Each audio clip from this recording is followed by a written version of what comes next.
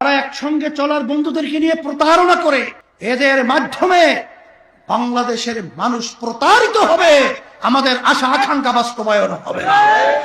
তারা ইসলামের বাক্সের পরিবর্তে তারা একক ক্ষমতায় যাওয়ার রঙিন স্বপ্ন দেখা শুরু করবে। যারা এক পথে চলার সাথীদের সঙ্গে ধোঁকাবাজি করতে পারে, প্রতারণা করতে পারে, এরা বাংলাদেশের মানুষ এদের কাছে নিরাপদ নয়। সাধু সাবধান, বাক্সের মুখ খুলতে বাধ্য করবেন না, তাহলে ভিতরের সব কিছু প্রকাশ করে দেব।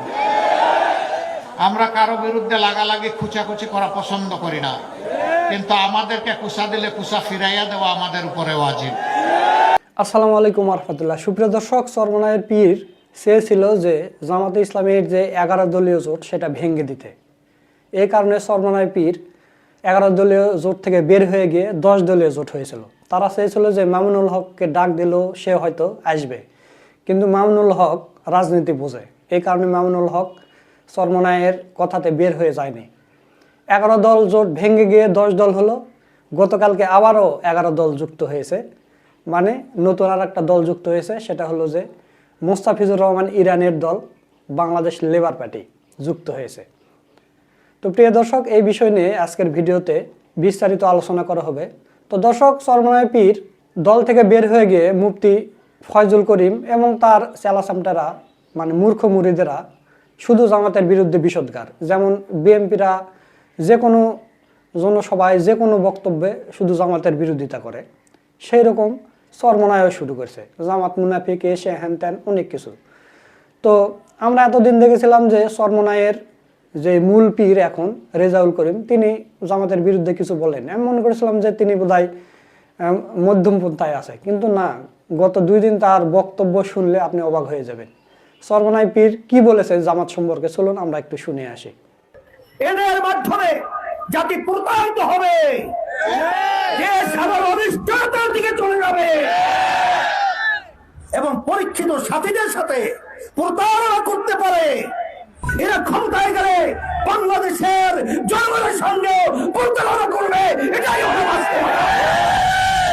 যে ইসলামের সাইনবোর্ড থাকলেও তারা বাস্তবে শরিয়া অনুযায়ী দেশ পরিচালনা করবে না, তাই সম্পূর্ণ লেবেল লাগিয়ে আমাদেরকে ধোঁকা দিয়েছে।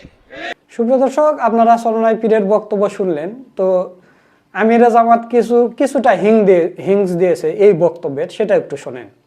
সাধু সাবধান, বাক্সের মুখ খুলতে বাধ্য করবেন না, তাহলে ভিতরের সব কিছু প্রকাশ করে দেব। আমরা কারো বিরুদ্ধে লাগালাগি খুচাখুচি করা পছন্দ করি না, কিন্তু আমাদেরকে কুচা দিলে কুচা ফিরাইয়া দেওয়া আমাদের উপরে ওয়াজিব। সেই ওয়াজিব কাজটি করতে আমাদেরকে মেহেরবানি করে বাধ্য করবেন না।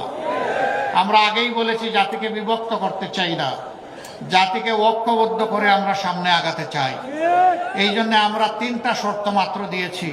এই শর্ত আমাদের রাজনৈতিক সাংগঠনিক শর্ত নয়, এটি বাংলাদেশের জনগণের শর্ত। দর্শক, এরপর চরমনাই পীর আর একটা বক্তব্য বলেছে যে জামাত নাকি আমেরিকার সাথে গোপন বৈঠক করে। ওরা এই দেশের ভালোবাসার নামে গোপনে আমেরিকার সাথে গোপন বৈঠক করে।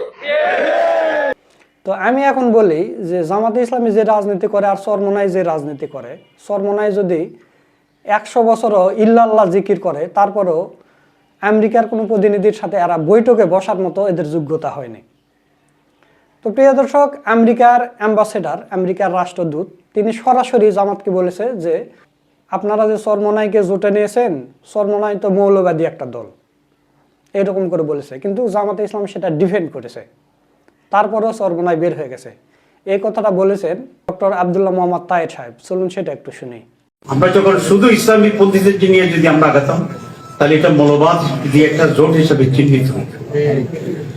আমরা যখনই অন্যদিকে নেওয়া শুরু করছি, তখন এটা একটা জাতীয় জোট হিসেবে রূপান্তরিত হচ্ছে।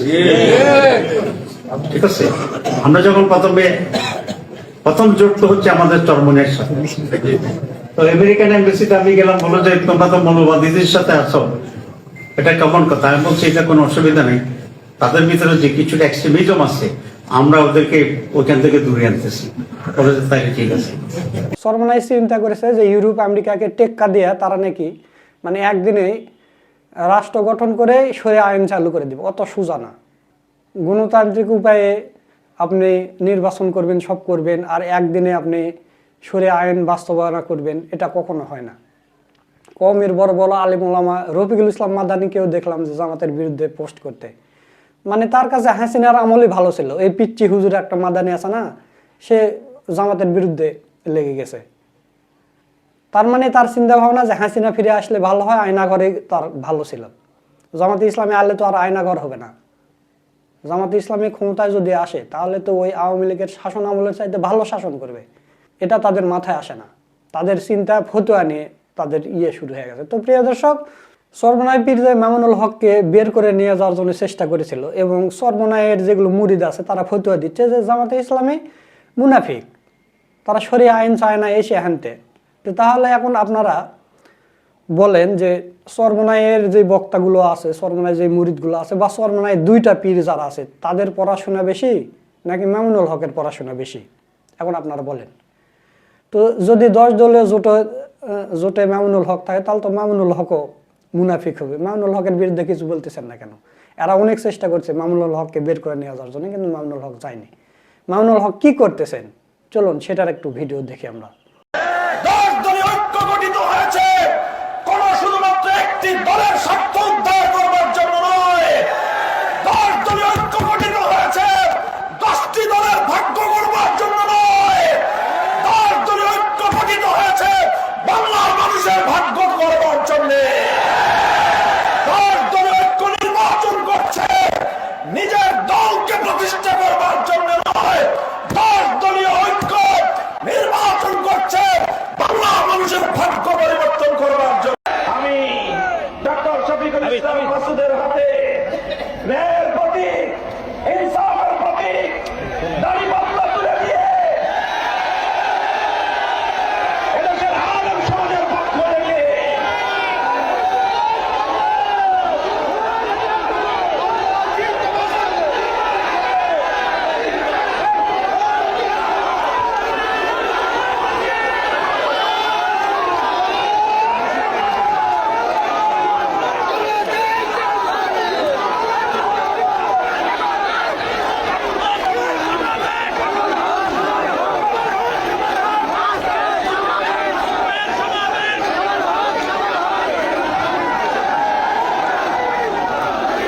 সুপ্রিয় দর্শক, আপনারা ভিডিওটা দেখলেন। এখন আমি আপনাদের আরেকটা ভিডিও দেখাবো। সেটা হলো যে গতকালকে যে 11 দলীয় জোট আবার পূর্ণ হয়েছে সর্বনায় পীরকে বাদ দিয়ে এবং লেবার পার্টি যোগ হয়ে। লেবার পার্টির চেয়ারম্যান মোস্তাফিজুর রহমান ইরান তিনি সবসময় সত্যের পক্ষে ছিলেন, কিন্তু বিএনপি জোটে যাওয়ার পরে তাকে একটাও আসন দেওয়া হয়নি। এই কারণে তিনি আবার জামাতে ইসলামীতে যোগ দিয়েছেন। প্রথমের দিকে একটু জামাতের বিরোধিতা করেছিলেন, যেটা রাজনৈতিকভাবে সব দলই করে, কিন্তু মোস্তাফিজুর রহমান ইরান যে রাজনীতিটা করে তিনি সবসময় সত্যের পক্ষেই থাকেন, আমরা দেখেছি। আসলে বিএনপির সাথে তার কোনোভাবে যায় না, এই কারণেই তিনি আবার জামাতে ইসলামীতে ফিরে এসেছেন। তো দর্শক, তিনি জামাতে ইসলামের সাথে 11 দলীয় জোটে যুক্ত হয়ে কি বলেছেন চলুন আমরা সেই ভিডিওটা একটু দেখি। বিসমিল্লাহির রহমানির রহিম। সাংবাদিক বন্ধুরা এবং আমাদের 11 দলীয় জোটের নেতৃবৃন্দ, বাংলাদেশ লেবার পার্টিকে আপনাদের এই মহৎ উদ্যোগ বলবো আমি, এই উদ্যোগের সাথে আমাদের কাজ করার সুযোগ করে দেওয়ার জন্য বাংলাদেশ লেবার পার্টি কৃতজ্ঞতা প্রকাশ করছে। বাংলাদেশ লেবার পার্টি 1974 সালে প্রতিষ্ঠিত এবং শেখ মুজিব কর্তৃক বাকশালের কারণ নিষিদ্ধ হয়েছিল। আমরা 77 সাল থেকে আবার পুনর্যাত্রা করেছি। মাওলানা মতিন আমাদের প্রতিষ্ঠাতা এবং লেবার পার্টি একটি নিবন্ধিত রাজনৈতিক দল। আমাদের নিবন্ধন নং 56, আমাদের মার্কা আনারস। আমরা দীর্ঘ 17 বছর ফ্যাসিবাদের বিরুদ্ধে আন্দোলন সংগ্রাম করেছি এবং এই আন্দোলন সংগ্রামে আপনারাই সাক্ষী ছিলেন। এবং জুলাই গণ আন্দোলনে লেবার পার্টির আন্দোলন সংগ্রামে আমাদের 2জন ভাই শাহাদত বরণ করেছেন। আমরা 5 তারিখের পরে আমাদের ভিতরে কিছু চিন্তা চলে আসছে। আমরা দীর্ঘ 17 বছর যাদের সাথে আন্দোলন সংগ্রাম করেছি তাদের চেহারার মধ্যে ক্রমশ ফ্যাসিবাদের ছাপ আমরা লক্ষ্য করেছি।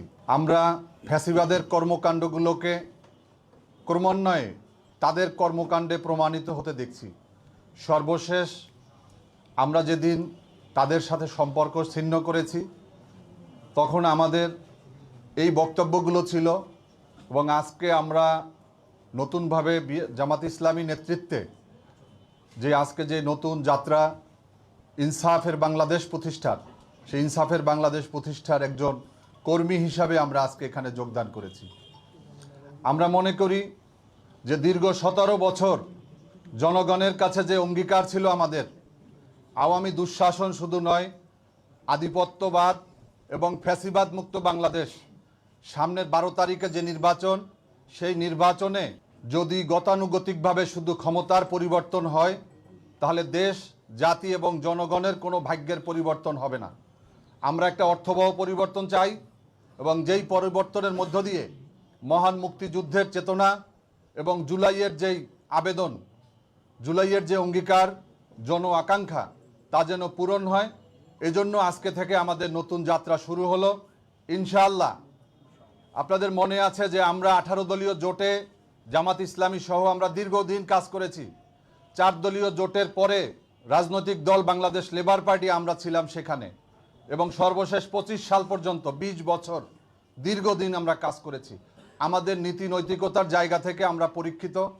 আমরা কখনো কোনো স্বার্থের কাছে, কোনো সুবিধার কাছে আমরা মাথা নত করিনি, আমরা কোনো অফারের কাছে আমরা মাথা নত করিনি। আজকে এই জোটের সাথে আমরা এমনই একটা সময় যুক্ত হয়েছি যখন আমাদের আনুষ্ঠানিকভাবে কোনো আসন দেওয়ার কোনো সুযোগ নেই। আমরা চাই যে আগামীর যে পরিবর্তন, সেই পরিবর্তন হোক ইনসাফের বাংলাদেশ এবং ডাক্তার শফিকুর রহমানের নেতৃত্বে। আজকে দেশের মানুষ প্রত্যাশা করেছিল যে একজন ইমাম খমিনির, একজন মাহাথির মোহাম্মদের, কিন্তু আমাদের মাঝে সেই মাহাথির মোহাম্মদের মতো একজন মানবিক নেতার আবির্ভাব, এবং তার যে বক্তব্য, তার কর্মকাণ্ড, তার চলন, তার বলন, এটা গোটা জাতিকে উজ্জীবিত করেছে। সেই উজ্জীবিত জাতির সাথে বাংলাদেশ লেবার পার্টিও পিছনে থাকার সুযোগ নেই। আমরাও সহযাত্রী হয়েছি। আজকে থেকে আমাদের পথ চলা শুরু। আপনাদের সবাইকে ধন্যবাদ। সুপ্রিয় দর্শক, আপনারা পুরো ভিডিওটা দেখলেন, তো সব মিলে আজকের ভিডিওটা আপনাদের কাছে কেমন লেগেছে তা অবশ্যই কমেন্ট করে জানিয়ে দেবেন। ভিডিওটা ভালো লাগলে শেয়ার করবেন। সকলকে ধন্যবাদ। আসসালামু আলাইকুম ওয়া রাহমাতুল্লাহ।